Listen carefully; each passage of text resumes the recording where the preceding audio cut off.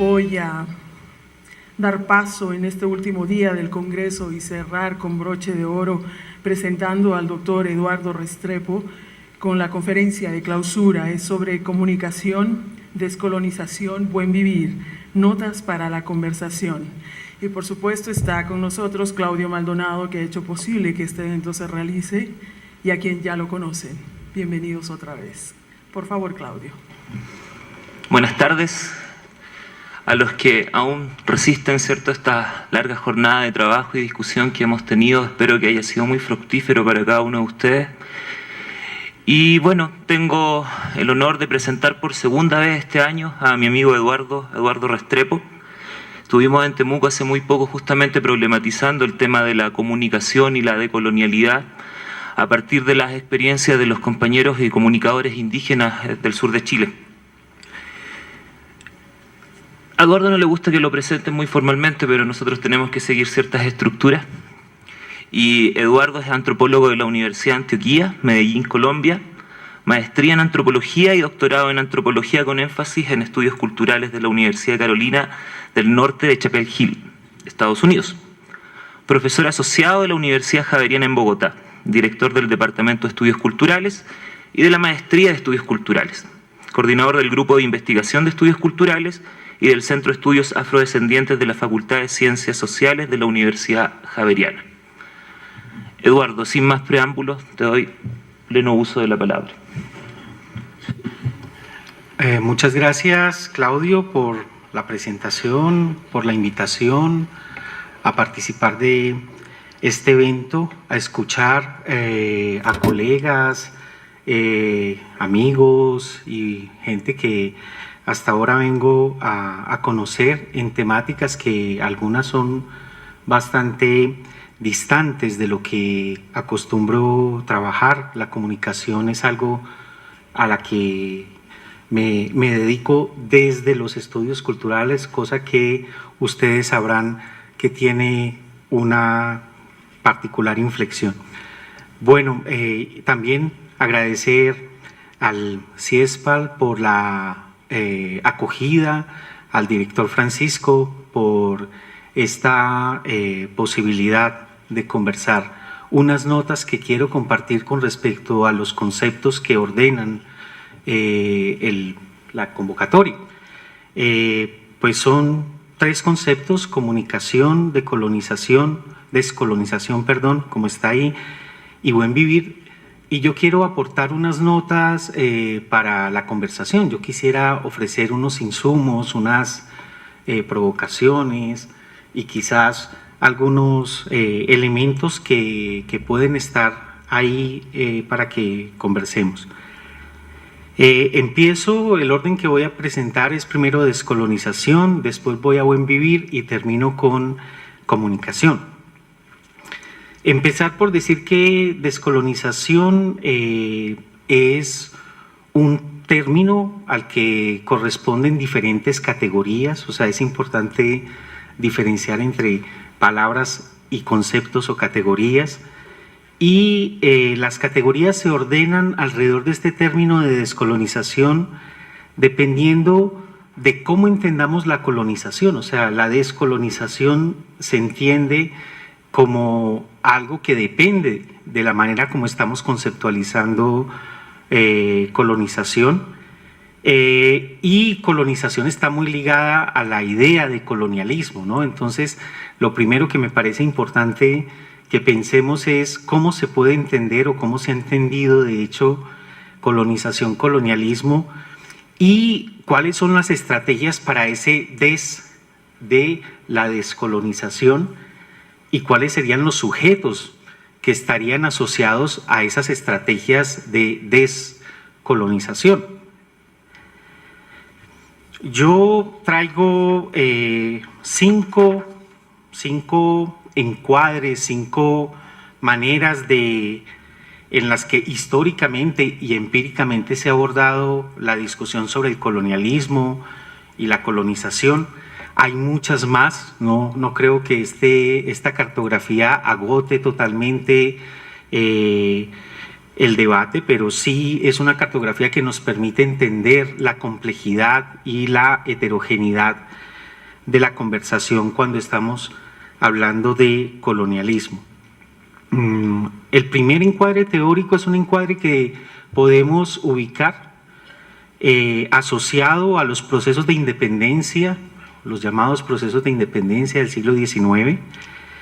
En esos procesos de independencia hay una conceptualización, hay una concepción de lo que significa el colonialismo y hay una serie de estrategias para trascender, para ir más allá del colonialismo.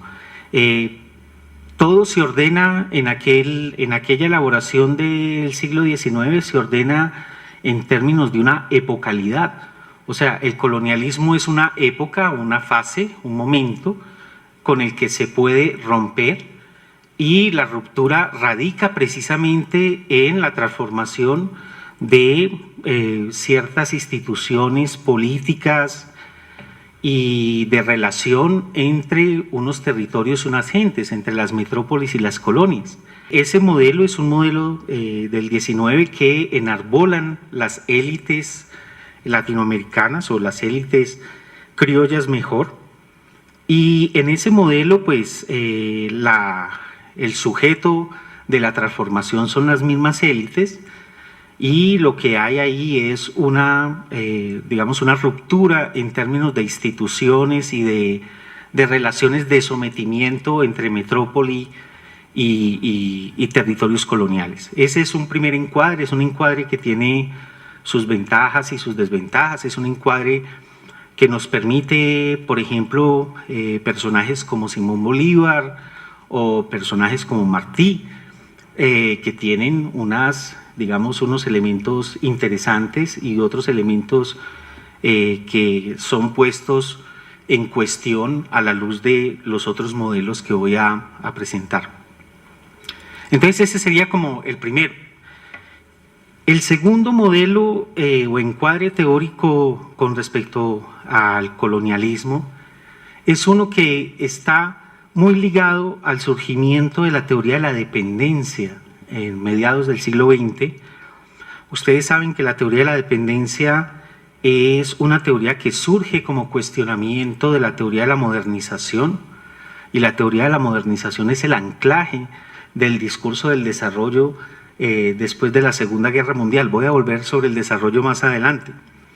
Pero lo que me parece interesante señalar es que en la teoría de la dependencia también hay una conceptualización del colonialismo, y esa conceptualización parte de subrayar que el colonialismo es un sistema económico-político mundial que garantiza la acumulación capitalista de formas desiguales y heterogéneas, de ahí la noción de centro-periferia, y que la idea del subdesarrollo no lo debemos entender como una anterioridad del desarrollo, sino que el subdesarrollo y el desarrollo deben ser entendidos como una expresión histórica de un proceso muy particular que es el colonialismo como sistema global, y es el colonialismo entendido como un sistema que tiene una acumulación originaria y el mercado como un dispositivo de despojo.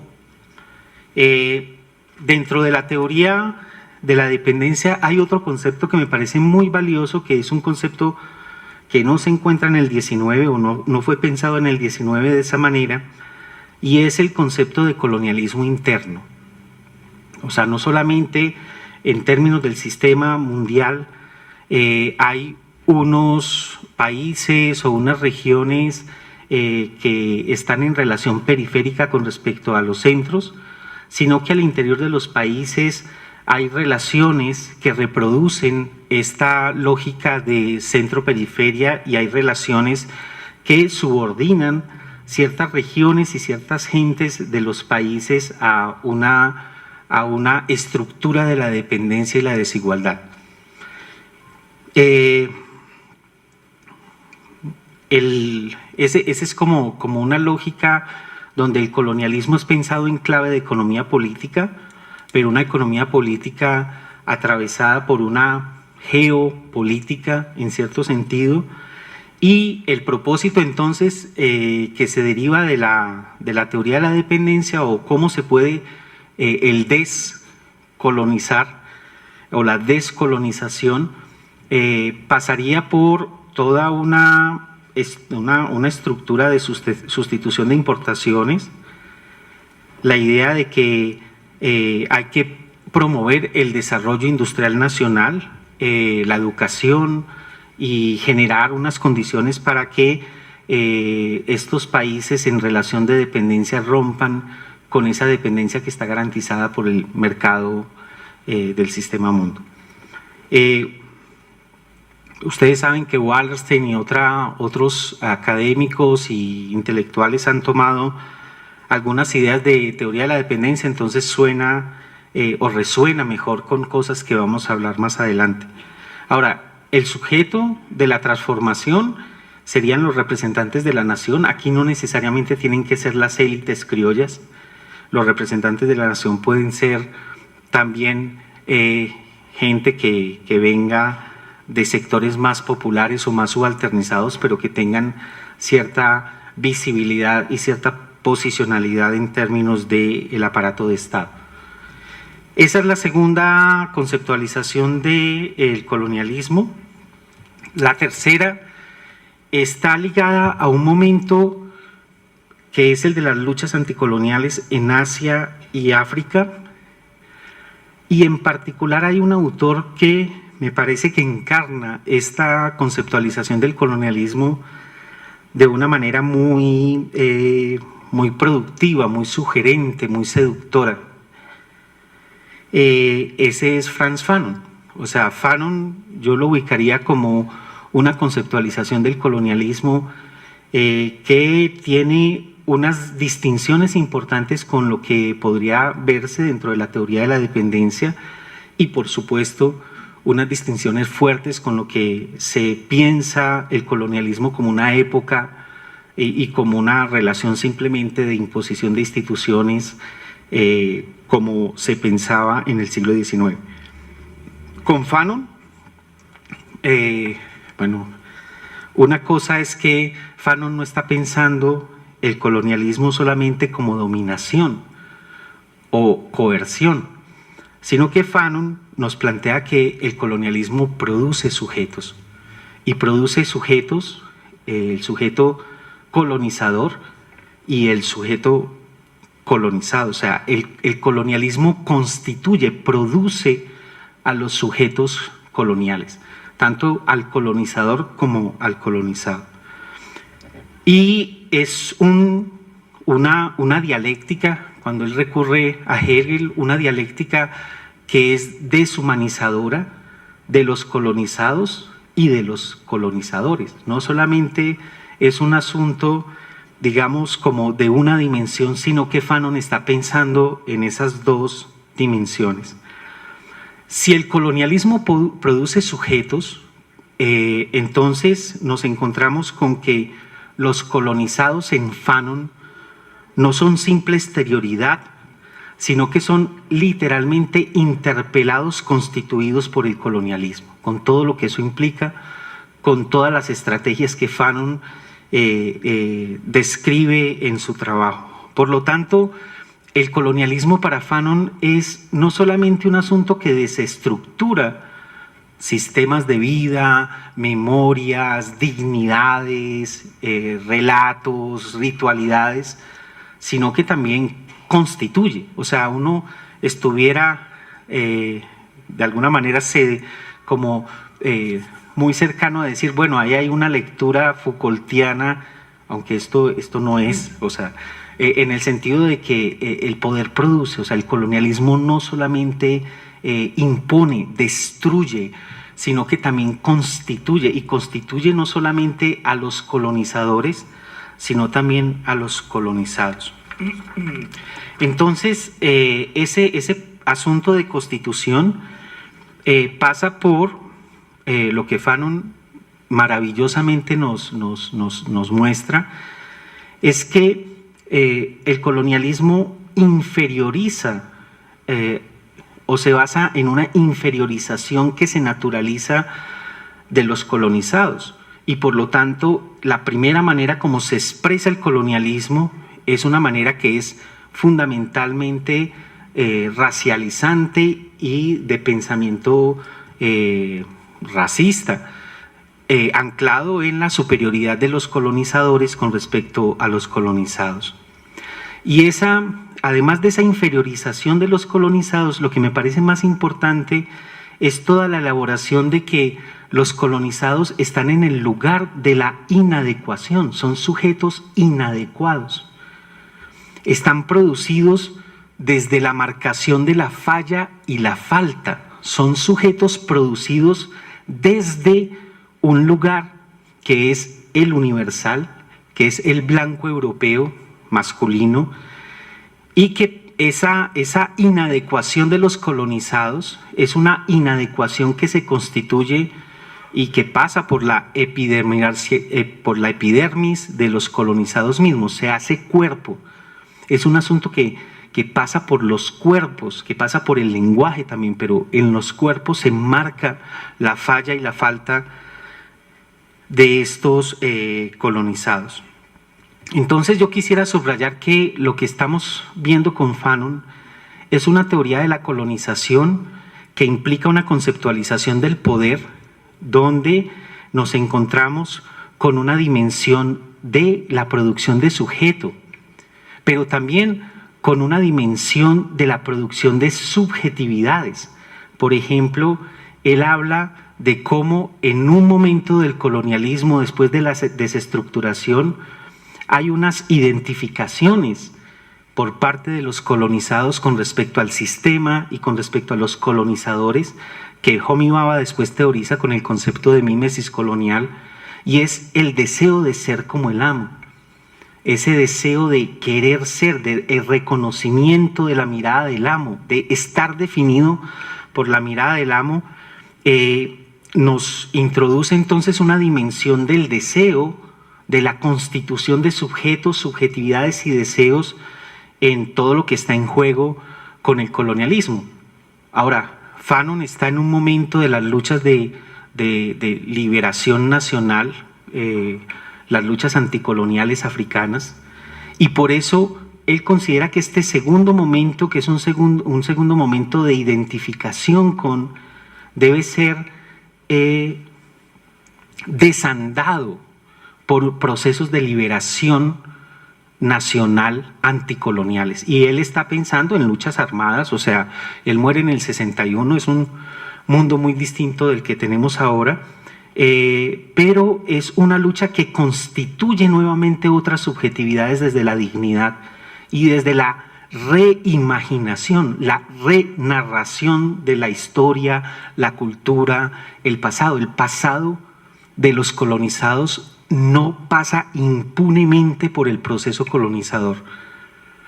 Entonces, quisiera resaltar que en Fanon encontramos una conceptualización del colonialismo, que es una conceptualización del colonialismo que nos invita a pensar las densidades del poder, nos invita a pensar el asunto de cómo constituye y configura y cómo es la práctica o la relación de los colonizados con respecto al colonialismo no es simple y llanamente el lugar de una resistencia desde una puridad o desde una exterioridad con respecto al colonialismo.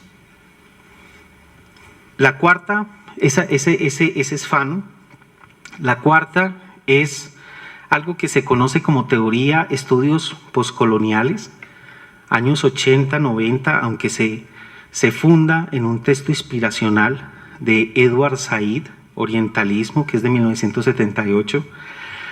Y esta teoría de estudios poscoloniales se constituye en una problemática fundamental, y es como la experiencia del colonialismo constituye nuestro presente. Cómo la experiencia del colonialismo no es una cosa que pasó, sino es una cosa que nos atraviesa literalmente en nuestras imaginaciones teóricas, en nuestras prácticas cotidianas, en nuestros cuerpos. la teoría o poscolonial o de los estudios poscoloniales encuentra, como decía ahorita, en el libro de Said, Orientalismo, una inspiración importante en el sentido de que Said nos muestra cómo las geografías y las ontologías de Oriente, esos orientales exóticos a la mirada de Occidente, esas geografías semicivilizadas o bárbaras, con unas prácticas morales, sexuales, religiosas, eran fundamentalmente producto de un discurso de novelistas, de viajeros, de académicos, de científicos, que habían configurado unas geografías y ontologías imaginarias y que al hacer eso había producido una radical distinción entre Oriente y Occidente. Occidente es el lugar no nombrado desde donde se imagina Oriente, y esa imaginación de Oriente dice más de Occidente que de los orientales y sus geografías. Esa es la contribución de Said, que encontramos en muchos otros académicos y en muchos otros trabajos. Por ejemplo, hay uno que a mí me parece injustamente olvidado, es el de Mudimbe, que es The Invention of Africa. Es un texto de 1988, donde Mudimbe nos dice eso, pero para África y los africanos. Para lo afro no está desmarcado de la historicidad misma del colonialismo. O un texto que yo recomiendo profundamente, entre otras cosas, porque este autor me parece muy valioso, de Stuart Hall, un texto publicado en 1992 que se llama Occidente y el resto. En ese texto, Stuart Hall nos muestra cómo Occidente y el resto son una formación discursiva con unas tecnologías de dominación que producen tanto a los afuera, al resto, como a Occidente misma, y los producen no solamente porque es un asunto de un ejercicio epistémico, sino porque es un asunto de dominación. Stuart Hall, en ese texto, que es un capítulo de un libro que se llama Formations of Modernity, Formaciones de Modernidad, nos habla de cómo la modernidad tiene un lado oscuro, en esos términos, tal cual, y cómo el resto está pensado como una exterioridad de Occidente, aunque no lo es, porque es el discurso, en el sentido Foucaultiano, lo que constituye ese afuera. Hay otro autor que a mí me gustaría situar aquí, aunque él seguramente no se imagina en esto de estudios poscoloniales, Arturo Escobar, un gran amigo para muchos de los que están aquí. Él tiene un libro que realmente él lo escribió para 1987 porque es su tesis doctoral, pero fue publicado hasta el 95 y fue traducido al castellano como La invención del tercer mundo. Arturo lo que muestra es que el discurso del desarrollo es un discurso como el orientalismo que produce un objeto, y ese objeto es precisamente el tercer mundo subdesarrollado, pero también al desarrollo mismo. Me gustaría terminar en esa larga cita de personajes a Fernando Coronil, quien nos habla en un artículo largo del 96 sobre más allá del occidentalismo, o sea, el occidentalismo como esa parte que a Said le falta por ver, por elaborar, por discutir, en tanto que Occidente también tiene una producción de sí por una configuración de los otros. ¿Qué quiero decir con esta teoría de estudios poscoloniales? Aquí el colonialismo está conceptualizado como una tecnología de otrerización. ¿A qué me refiero con una tecnología de otrerización? Una producción de los radicales otros de Occidente y de Europa. Y por lo tanto la producción de Occidente y de Europa como distinta, ontológica, epistémica, históricamente de los otros. Es más, hay una gente con historia y otra gente sin historia. Es ese modelo el que está dentro de esta idea del colonialismo como una tecnología de otrerización. Y quiero subrayar que desde este punto, el colonialismo hay que entenderlo como un principio de inteligibilidad. Esto es como una particular lógica de la categorización, de la visibilidad y de la posibilidad de enunciación y de hacer cosas desde ahí. Y ese principio de inteligibilidad, para usar a un antropólogo haitiano, se llama Michel Rolf-Trouillot, implica una distinción ontológica insalvable entre nosotros y ellos, basada en universales noratlánticos. Y los universales noratlánticos hay que entenderlos como las ficciones normativas de la teoría de la performatividad de Judy Butler, que son ficciones que producen el mundo, no son ficciones que se quedan en la imaginación de unas personas sin ninguna implicación con el mundo. Entonces, desde ahí, yo quisiera entonces, abrevando en otro autor, en Chakrabarty, hablar de que esta conceptualización del colonialismo nos produce una modernidad y Europa hiperreal por un lado, y por otro lado, unos indígenas, nativos, aborígenes, otros hiperreales por el otro lado. O sea, esa distinción, es ese sistema de diferencias el que constituye al colonialismo como tecnología de otrerización, y que no estoy hablando simplemente de maneras de entender el mundo, sino de maneras de intervenir y hacer en el mundo. Por supuesto, y esto no me lo tengo que inventar, no es sino leer la introducción de Orientalismo de Said, la teoría del poder con la que está operando estos estudios postcoloniales es una teoría del poder que se funda en dos grandes teóricos, en Foucault, por un lado, y es el Foucault de la arqueología del saber, que no es, o sea, los Foucaultianos saben que es un Foucault muy particular, y el otro gran autor es Gramsci. ¿Y qué nos ofrece esa conceptualización del poder? Que el poder no es solo, o sea, sí es, pero no es solo ni fundamentalmente coerción, imposición y negación, sino que es fundamentalmente producción, produce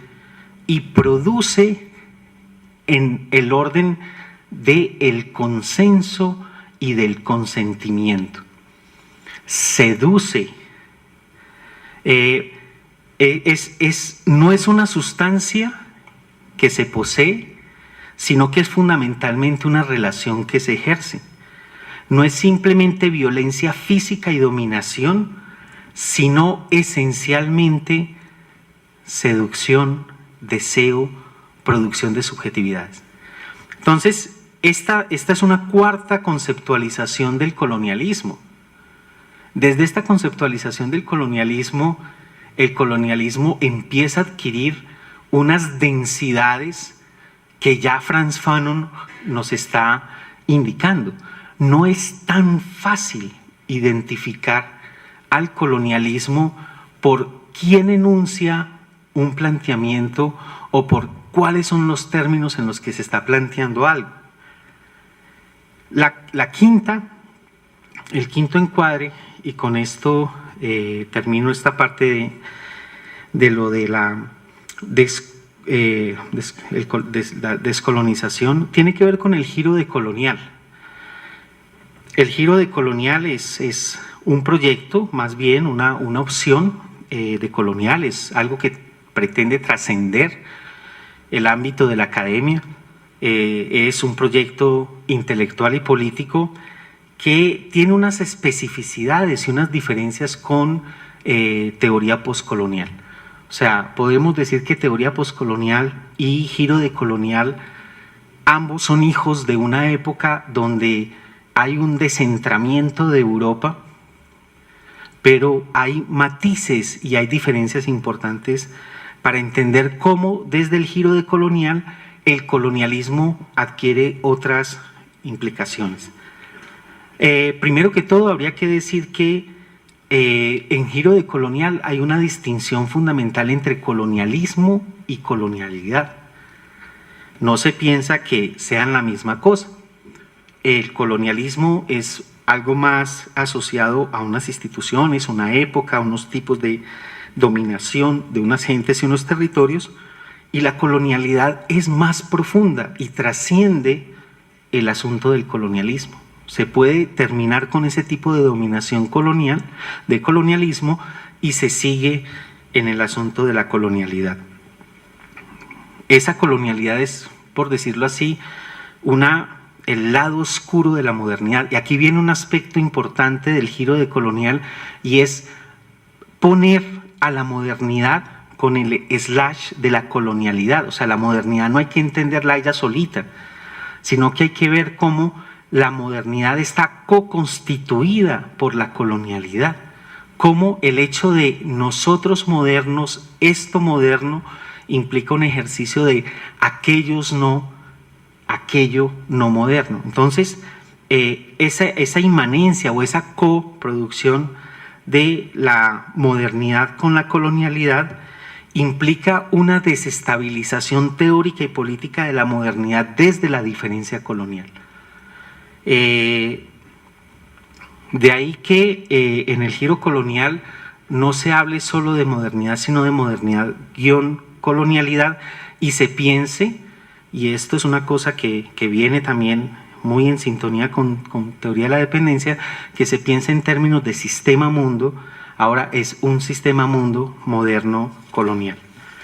Ese sistema mundo moderno colonial, esa modernidad colonialidad, tiene diferentes dimensiones. Está la dimensión política, que se ancla en el concepto de Quijano de colonialidad del poder, un patrón de poder global.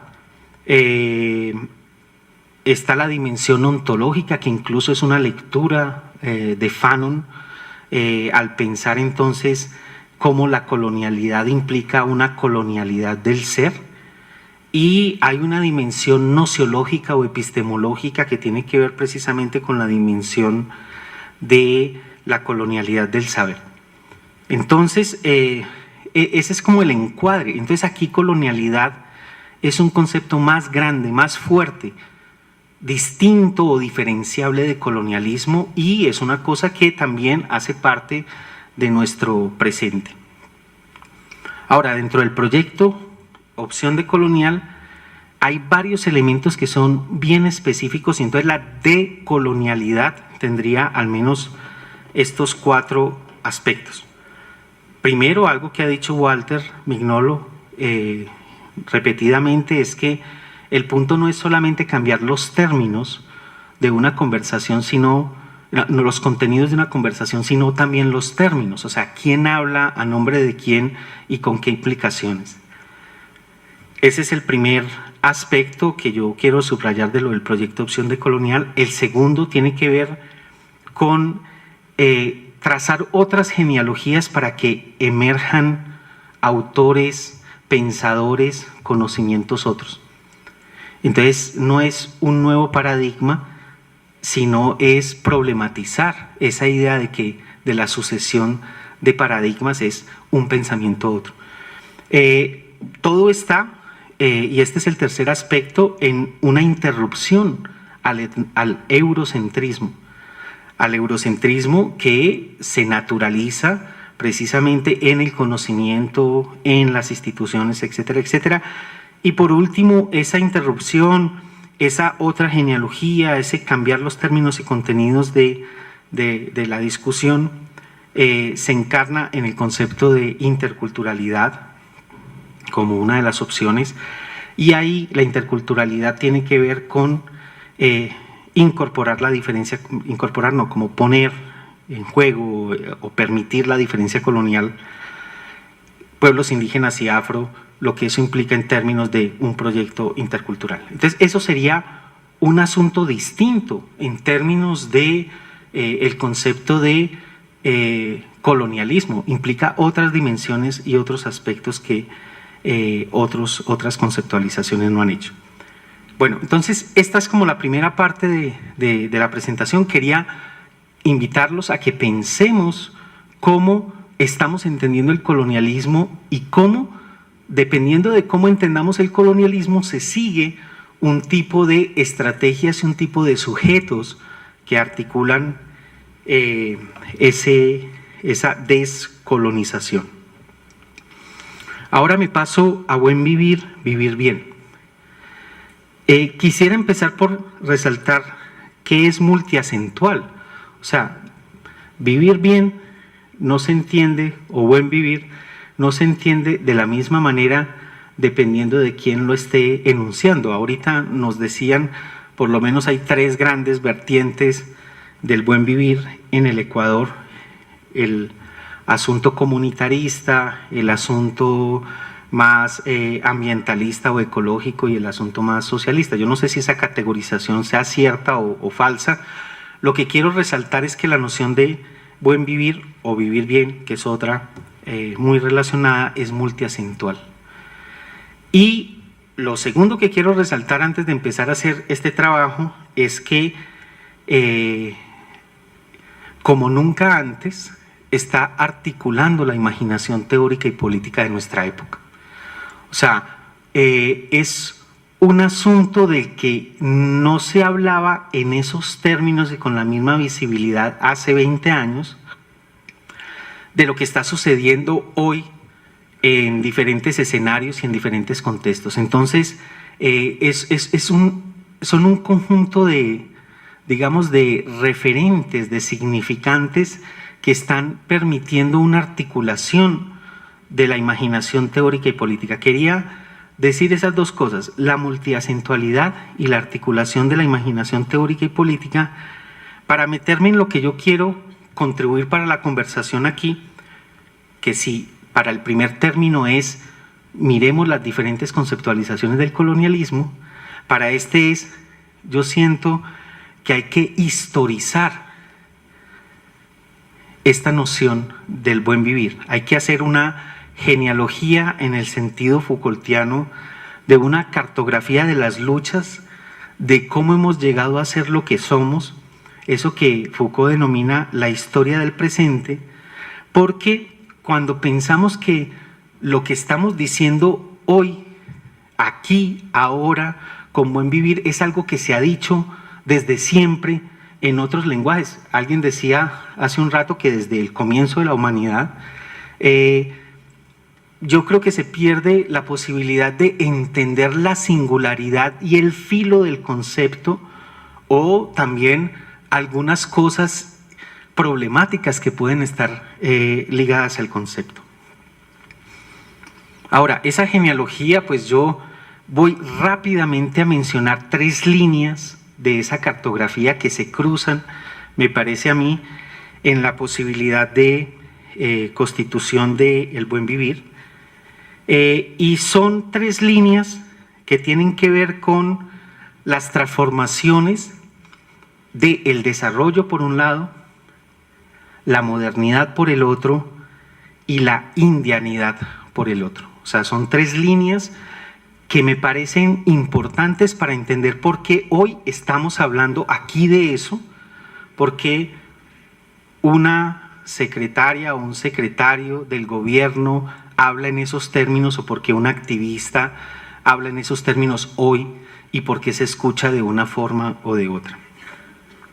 Entonces, la genealogía es una cartografía de cómo se imbrincan las cosas para devenir, para producirse asuntos que tiene el efecto de, una vez se constituyen, pareciera que están ahí desde siempre, y pareciera que lo otro que pasaba antes puede ser simplemente leído en términos de lo que hay aquí. Entonces, pues yo quisiera, ¿qué pasa si hacemos una genealogía con ese concepto? Entonces, con respecto al desarrollo, yo encuentro que hay una paradoja muy fuerte con el desarrollo. Y la paradoja es que el desarrollo funciona, por un lado, como un profundo deseo y como un hoyo negro. Enseguida explico lo del profundo deseo y lo del hoyo negro, o como un cuestionamiento y gran malestar. Son las dos cosas que yo encuentro con el desarrollo hoy. Lo del profundo deseo es que vos vas al mundo, o sea, al mundo de la gente, y mucha gente te está hablando en términos de queremos desarrollo. No todo el mundo, no en todos lados, pero hay mucha gente que piensa que su bienestar, que su mejoramiento está ligado al vocabulario o al lenguaje del desarrollo. Entonces, el desarrollo no es solamente una imposición, ojalá fuera solo eso. El desarrollo también implica un deseo por el desarrollo. Y es en ese deseo por el desarrollo que es históricamente producido, que no es neutral, que no es ingenuo, es una cosa con la que nos tenemos que enfrentar. Lo del hoyo negro es que cualquier cosa que hace el Estado colombiano, no voy a hablar de este Estado que no lo conozco casi, pero el Estado colombiano hace una carretera, hace una represa, abre un hueco aquí, construye, todo eso es glosado, es incorporado en el hoyo negro del desarrollo. El desarrollo es todas esas cosas, con su contradictoriedad y todo. O sea, entonces el desarrollo implica un deseo por el desarrollo, el hoyo negro de que todo lo explica, todo lo que se hace está o cae ahí, pero al mismo tiempo uno se encuentra, como decía ahorita, con un gran cuestionamiento y un gran malestar, sobre todo de ciertos activistas y de ciertos académicos. No todos los académicos en Colombia están problematizando el desarrollo. No todos los activistas, y cuando pienso en activistas estoy pensando en gente en los barrios haciendo cuestiones de gestión cultural, o estoy pensando en activistas de derechos humanos, o hay múltiples formas de activismo, no es solo la de los indígenas o la de los afrodescendientes. El mundo es más complejo que indígenas y afrodescendientes y mestizos por el otro lado, y por tanto hay una suerte de cuestionamiento y de malestar entre unos académicos y unos activistas. Académicos, algunos antropólogos, porque no todos, hay unos que trabajan para Ecopetrol y todas esas cosas, consultas previas y todas esas que no necesariamente que estén cuestionando el desarrollo. Entonces esa es la paradoja. Ahora, ese es el momento actual del desarrollo. El desarrollo tiene esa consistencia histórica, y esa consistencia histórica ha sido el resultado de una serie de discusiones internas, de desplazamientos internos, o si quieren volver a Foucault, una especie de dispersión, de una regularidad en la dispersión del desarrollo, que lo podemos encontrar en los 40, como nos lo muestra Arturo Escobar. El desarrollo no existía en el siglo XIX, el progreso era lo que existía en el siglo XIX, y si uno confunde progreso con desarrollo, no entendió un carajo de lo que Arturo está explicando. Por eso no puede confundir uno buen vivir con otras cosas antes, desde ese modelo teórico particular. Entonces, la teoría de la modernización es donde se engendra el desarrollo.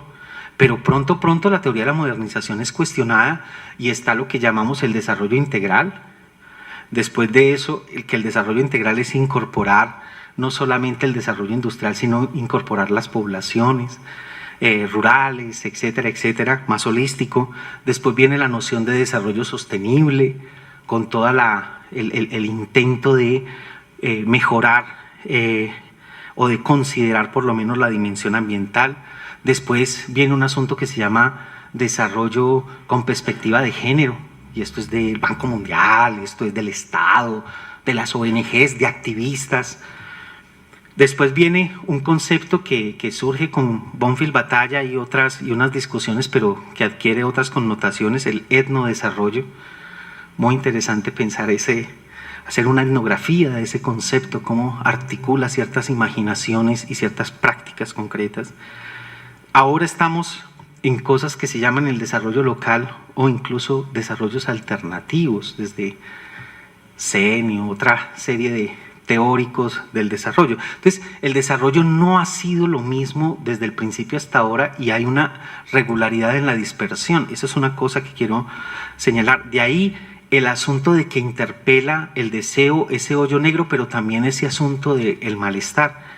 Y críticas externas al desarrollo, pues todas las que ustedes quieran, desde la teoría de la dependencia, empezando en los años 40, 50, las críticas basadas en las discusiones ambientales, ecológicas, las críticas, que es donde el trabajo de Arturo Escobar se escribe, postestructuralistas al desarrollo, pero no es solamente Arturo, es otro grupo de académicos y teóricos, Ferguson, Timothy Mitchell, etcétera, etcétera.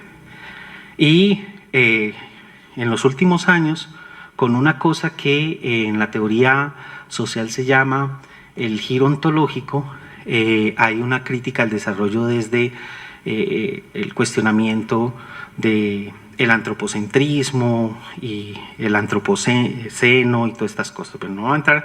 Lo que quiero decir es que el desarrollo hay que entenderlo en esa línea como una cosa consolidada, pero también una fractura, como un asunto que implica una seducción, una consolidación, una articulación, pero también una fisura, un punto de definición de disputas y de luchas concretas.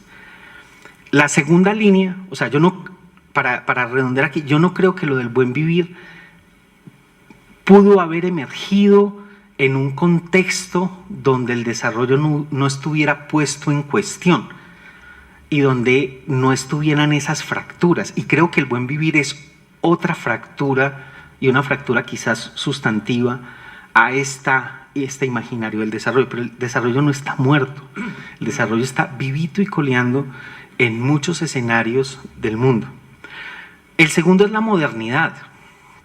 Miren, no me voy a meter con cómo se caracteriza uno la modernidad, porque por ahí alguna gente cree que la modernidad es una cosa, una identidad trascendental que puede ser definida de una vez y para siempre, que le comen cuento a lo que la modernidad dice, y Trujillo es muy sabio al decirnos, el problema no es que no hayamos sido modernos, como dice Latour, el problema es que la modernidad no es lo que dice ser.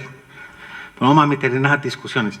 Simplemente la modernidad también ha sido un terreno de profunda articulación y de profunda fractura de los imaginarios y las luchas y las prácticas de nuestra contemporaneidad.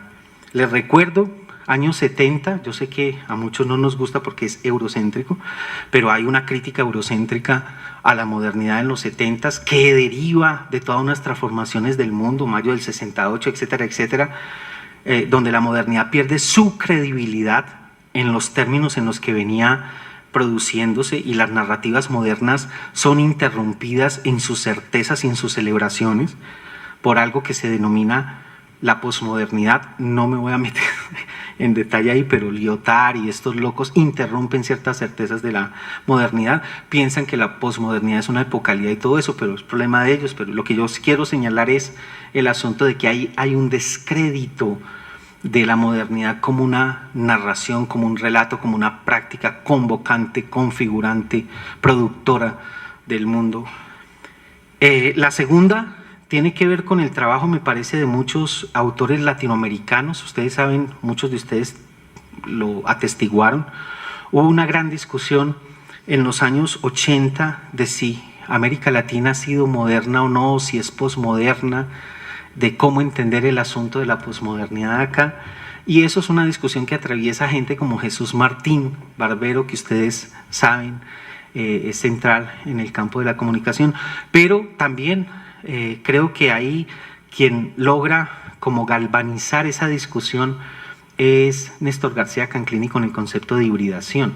O sea, lo que dice Néstor es un poco, no es que no hayamos sido, no es que seamos premodernos, modernos o posmodernos, sino que hay que entender hay que entender la tradición y la modernidad como cosas que se constituyen híbridamente en contextos muy particulares. Tijuana es al mismo tiempo tradicional y moderna, y seguramente posmoderna, incluso antes de que se inventen la idea de posmodernidad. Entonces, la pregunta no es si somos o no, la pregunta es que las culturas, y esta es una cosa maravillosa, las culturas como se piensan o como se han venido pensando como pura tradicionalidad, les subrayo, como pura ancestralidad, como entidades autocontenidas y explicables en sus propios términos, es una conceptualización no solamente errónea teóricamente, sino problemática en términos políticos. Entonces la noción de hibridación es un poco esa respuesta, me parece a mí, de ciertos autores latinoamericanos a este descrédito, problematización, cuestionamiento de la modernidad. Pienso que hacia finales de los 90 hay otro momento, y es el momento, hacia principios de los 90, y es un momento que se asocia, me parece a mí, a un evento fundamental, y es los 500 años. Yo creo que nosotros, en esta genealogía del buen vivir, tenemos que entender las implicaciones de todo el movimiento, toda la articulación, toda la configuración desde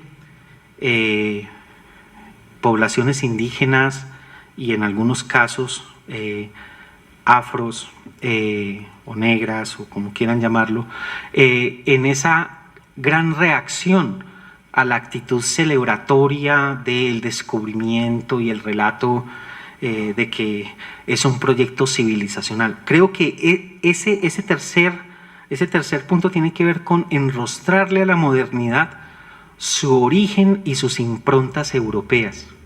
La modernidad es un proyecto civilizacional europeo en nombre del cual se ha establecido prácticas de etnocidio y de genocidio. Eso es el momento de los 90, ese es el momento de ese movimiento que me parece importante en América Latina y en el mundo.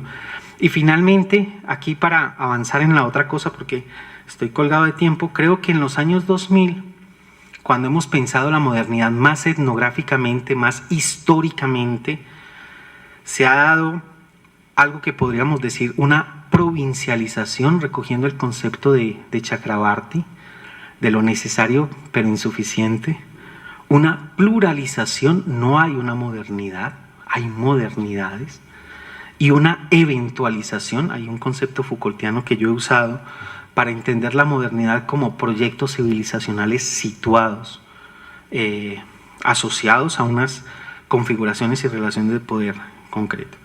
Bueno, eso es modernidad. Indianidad lo voy a mencionar rapidísimamente, creo que es en lo que me debería haber centrado, porque sé que en este escenario las poblaciones indígenas, los pueblos indígenas son lindos por definición, y les endosamos un montón de cosas. La indianidad, ojo que cuando hablo de indianidad no estoy hablando de poblaciones indígenas, estoy hablando de una forma, un conjunto de representaciones desde los cuales se produce y se interviene sobre una gente en particular.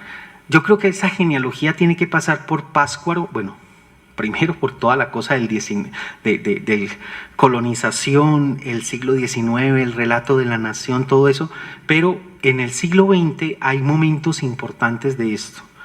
Primero es Pátzcuaro, con el surgimiento del indigenismo como política de Estado, un indigenismo estatal de incorporación y disolución de la diferencia de los indígenas con respecto a la nación.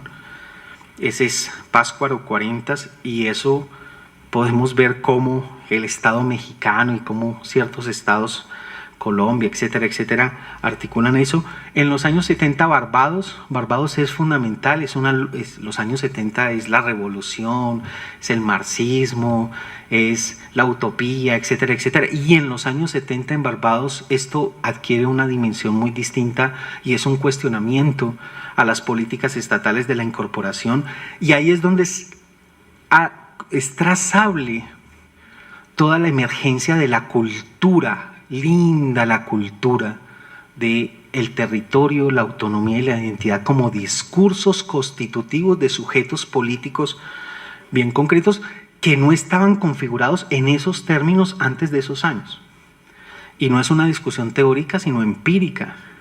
Muéstreme dónde antes de los años 50 se está hablando en términos de territorio, identidad, cultura, tradicionalidad como sujeto político de articulación de luchas en términos de pueblos indígenas o lo que después va a ser denominado afrodescendientes.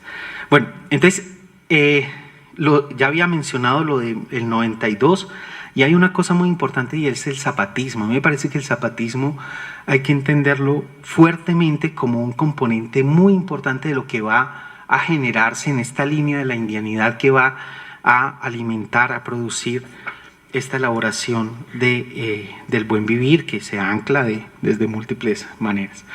Bueno, también no podemos olvidar la confluencia del ambientalismo, el discurso ambientalista, el activismo ambientalista con el multiculturalismo. Hay un trabajo que es muy valioso en ese sentido de Astrid Ulloa, lo del nativo ecológico, o sea, cómo se imagina, incluso Alcida Ramos y mucha otra gente ha mostrado cómo hay una serie de imaginaciones de los otros como más cercanos a la naturaleza que antes los imaginaban como salvajes y ahora como precisamente nativos ecológicos. O sea, pensar cómo se ha traducido esa idea de la articulación de ambientalismos con el multiculturalismo y a propósito del multiculturalismo, todo lo que significó las transformaciones constitucionales, el giro al multiculturalismo con las confluencias con el neoliberalismo.